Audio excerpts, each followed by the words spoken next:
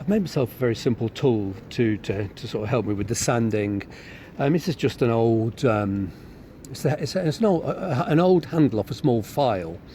I've had to I've just trimmed it at an angle of about 45 degrees. There was a hole running up the centre of the handle, obviously where the file fits in. So I've had to fill that hole. I've just sort of, shaved down a piece of wood and poked the wood in, glued it. Otherwise it would have had a hole in the centre, but it seems to be working quite well. That's very sharp paper. What I've done, I've just used a little bit of carpet tape. It comes on a big roll, and I've just trimmed it off and literally just stuck on a disc, and you just trim round. It's just a disc of 40 grit paper. But I'm normally holding it in my fingers and I'm complaining that it's ripping my hands to shreds. The other thing is, the only way to get it close to the stitching, you can't go over the stitching, as I've said before when I make these videos. You cannot go over the stitching, it will just disintegrate. And it's quite difficult when you're holding it in your finger. You bend the paper over to try and make a clean edge, and the paper breaks. But with this, I can actually get really, really close to the stitching.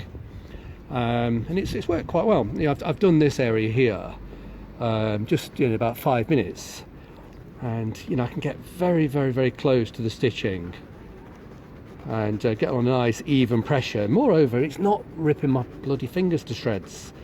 It's I've thought about doing this before, and I should have done it before, but certain skins become so degraded you really have no option but to sort of literally sand the surface away. And I've got probably 20 pairs of gorgeous shoes that have been around for literally years, waiting for me to find the enthusiasm to go through this trauma. Because it's quite a task. It's laborious, it can be physical. I find it rips my skin to shreds, which I don't like. But holding this little wooden tool, it's far easier. It hasn't sort of upset my skin, and it's quicker, and I can keep a very uniform pressure. Obviously, when I'm holding it in my finger, it's not so much a uniform pressure. So I think I'll make a few more of these. What I'll have is differing grades on. I'll make, say, 4 of them with different grades of paper. This is the sharpest one, of course, and I'll do the whole shoe with the very sharp paper. It takes hours and hours and hours. Doing it without the little tool, it probably takes 20 hours or so. To do a shoe that's as badly degraded as this one. You spend several hours doing the first cut, and then another cut with a finer paper, another cut with an even finer paper. It really does take hours. There's no quick, definitely no quick way around this. It's an agonising slow process, but thankfully, just by making this simple tool, I think that's certainly speeded the process up, and it's also going to make it less traumatic on my fingers. It'd probably give a very similar result on the skin. I don't think we'll notice a difference whether it's been done with the tip of my finger or the tip of this little wooden block. Who knows? And quite frankly, who cares? It really doesn't matter. But anything that makes the job just less traumatic to the skin, and this is certainly more accurate. Working down here with the tiny little tool going into the edging, you can't be quite so accurate when you've got the paper fold, and it doesn't fold cleanly because the grit is so coarse. It just doesn't fold cleanly. It doesn't tear cleanly. But with that little wooden poker, I can get just that little bit more closer to the stitches without damaging the stitching. Because as soon as you run over the stitching, you lose the stitching. It's then you have the aggravation of re-stitching the shoe. So I think we're getting away with this. It's a bizarre thing to see. It does look brutal. Well, it is brutal, but you don't actually miss the skin that's been shaved away. It doesn't really leave the skins feeling thin afterwards. It's only taken off a few microns, and when skins do become very degraded, they swell a lot. The skin sort of swells and goes thick and very, very hard on the surface, and it cracks.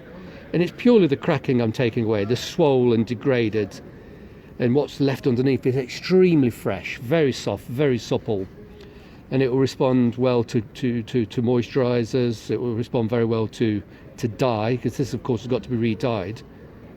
And if I'm patient enough, these shoes will come up looking spectacular. The other one already has, but I finished that over a year ago, and due to the unpleasant nature of what I'm doing here, I've not been able to find the enthusiasm to come back and resurface this skin. Cause I end up resurfacing my own fingers as well and ripping all my fingernails down, and it's just horrible. But this is really helping. I'm so pleased with just a very simple little tool. It's certainly speeding the process up. Definitely not hampering or cutting any corners. I'm not sort of finding that it's clumsy and that you get a better job with the bare fingers. That's definitely not the case. So I'll continue with this.